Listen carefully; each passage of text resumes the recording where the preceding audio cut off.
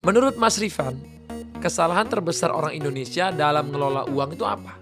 Kesalahan pertama biasanya mereka itu pengen cepat kaya. Oke. Nah, jadi, kalau misalkan terutama kalau misalkan di pasar saham ya, Bang Atta ya, saya tuh bilang kalau misalkan you masuk ke pasar saham dengan ekspektasi pengen cepat kaya, biasanya yang terjadi malah sebaliknya.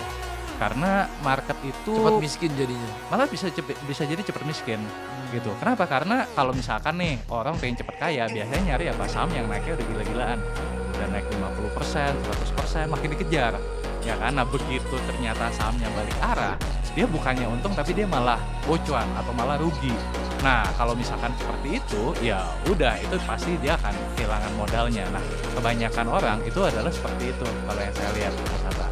Jadi, pengen cepet kaya jadinya dia malah apa namanya, asal beli. Yang kedua kalau menurut saya, orang itu suka beli karena ikut-ikutan. Jadi FOMO, FOMO, temennya bilang si A, temennya bilang ikutan, ikutan, temennya padahal nggak bilang ngecek dulu gitu ya. padahal nggak ngecek dulu, ternyata Iya itu iya sahamnya iya. ternyata bukan saham yang bagus ya kan, dia ikut-ikutan. Nah yang ketiga yang paling sering kalau menurut saya itu adalah, orang itu suka pakai dana panas ibaratnya.